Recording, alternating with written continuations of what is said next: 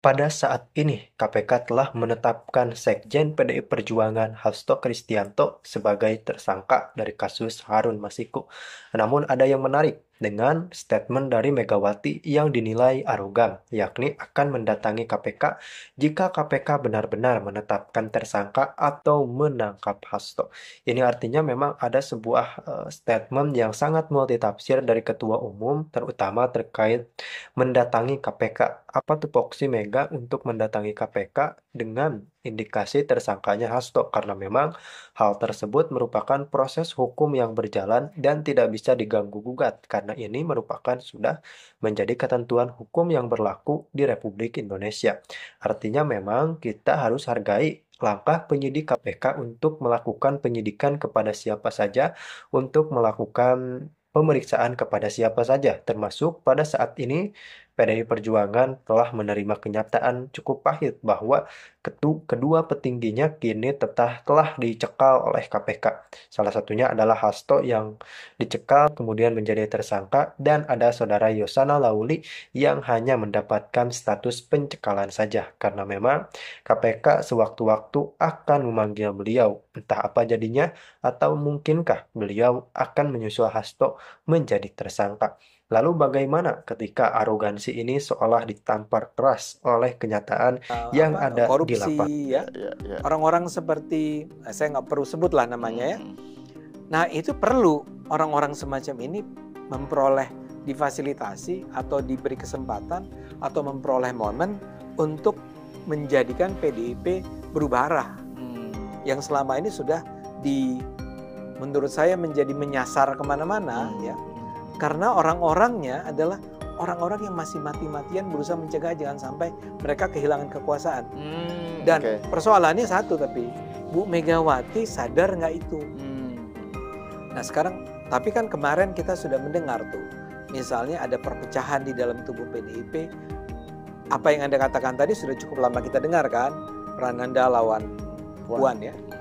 Tapi kemarin itu ketika Anda ingat ketika muncul kayak spanduk-spanduk anti Megawati dan anti DPP PDIP dipasang di beberapa tempat, kan salah satu analisisnya itu kan keras sekali ya, Megawati ketua umum ilegal misalnya kan, dan menyerang PDIP lah.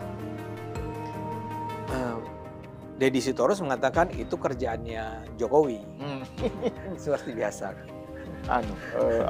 Yang gampang sekali untuk ditarget lah Jokowi ya. Walaupun Deddy itu caranya pintar, dia nggak bilang oh ini Jokowi, dia cuma begini, ada wartawan yang nanya apakah ini ulahnya Jokowi, kira-kira gitulah. Ini tidak persis begitu kalimatnya, dan Deddy bilang saya setuju dengan Anda. Nah jadi bukan dia yang ngomong, tapi barangkali wartawannya juga disuruh nanya itu, saya nggak tahu lah ya. Tapi yang intinya adalah menurut mereka ini adalah ulahnya kubu anti Mega dan dalam hal ini yang paling gampang disebut Jokowi.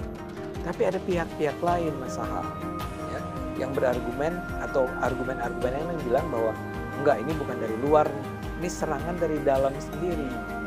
Ya, serangan dari dalam itu adalah bisa karena ada orang-orang yang dipecat, yang selain Jokowi yang dipecat ada berapa? 27 kalau nggak salah. Betul. Termasuk Effendi Simbolon dan kawan-kawan kan. Ini bisa satu itu. Kedua adalah bisa jadi orang-orang yang selama ini udah menunggu-nunggu waktu untuk memperbaiki keadaan. Nah sekarang adalah saat yang tepat nih. Saat yang tepat agar mereka bisa bicara. Ya. Dan ini adalah menjelang Kongres. Ya, betul. Kongresnya Maret. Iya, pokoknya beberapa bulan lagi kan. Jadi 2025 kan. 2025, iya. Dan juga yang menarik Bang Ade, itu soal bahwa ada kubu di kalangan PDIP yang bukan hanya elitnya ya, tapi di masa bawahnya itu yang tidak setuju dengan pilihan politiknya Hasto dan kubu inilah ya.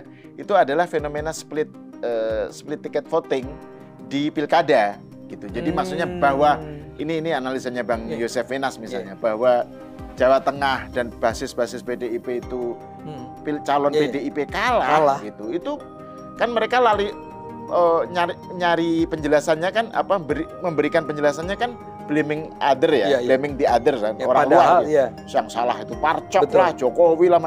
Padahal itu fenomena, jangan-jangan itu silent majority PDIP itu PDIP, menunjukkan Betul. sudah tidak mosi tidak percaya gitu Iya, loh istilahnya betul. itu dengan leadershipnya Hasto. Bisa gitu. jadi, dan ya saya termasuk, kalau itu dikatakan begitu, saya termasuk mengatakan it does make sense. Ini Jadi, adalah sebuah bentuk perlawanan diam-diam. iya, silent Ya, silent civil majority. disobedience. Iya, betul, Ya. silent disobedience ya, Iya, betul. Enggak, saya nggak mau pilih yang kamu ajukan. Iya. Kita pilih yang ini aja deh, ya. Nah, kalau itu terjadi, artinya di bawah itu ada sebuah potensi yang terhadap berubahnya, ya, atau revolusi di dalam PDIP di bawah paling tidak, ya. Nah, ini ditangkap nggak nih oleh Megawati? Ini masalahnya. Selama Megawati masih adalah ketua tunggalnya itu Iya, yang iya. setiap kata-katanya adalah kata-kata yang suci yang harus diikuti, ya, maka agak sulit bagi kita membayangkan terjadi perubahan. Nah, tapi kalau sekarang misalnya Hasto kena, ya, saya nggak tahu Yasona akan kena atau tidak, tapi Hasto misalnya kena, dan orang-orang yang di sekitarnya, ya pelan-pelan kan akan tahu diri kan, tahu diri dalam arti ya pelan-pelan tidak lagi berusaha untuk menguasai partai. Dengan harapan kelompoknya Puan akan merasa bahwa kami diberi dong sekarang kesempatan untuk memperbaiki dari dalam. Ya. Kalau itu terjadi dan Megawati merestuinya atau menganggap ya bener lah anak gue yang satu ini, anak perempuan gue yang satu ini harus gue dengerin gitu ya. Dan gue harus dengar dari Bambang Pacul, gue harus dengar dari siapa anak muda yang sekarang di PDIP itu yang kacamata ini. Oh, si ini siapa? Seno. Seno. Ya, Seno. Betul, Ya, saya duga orang kayak Seno akan menjadi orang-orang yang sejalan dengan Puan ya, atau siapa Oneng itu siapa? Oh, Rieke Diah Pitaloka. ya, Orang-orang ya. semacam itu. Atau yang dulu penyanyi terkenal tuh siapa? Cica Kuswoyo. Bukan. Oh, iya. Bukan Cica, yang lebih kecil lagi. Lebih ada Tapi Cica Kuswoyo kan PDIP kan? Tun atau Oh iya Ya, betul. itu kan dia sebagai anggota, tapi dia DPRD kalau nggak salah. Oke, DPRD Jakarta ya. Ya, tapi dia orang PDIP kan. Nah, intinya banyak Anak-anak muda kader PDIP yang bagus-bagus betul, lah gitu betul. Dan itu kalau saja ada yang mengorganisirnya, saya nggak tahu. Puan itu kan bukan tipe manajer yang baik ya.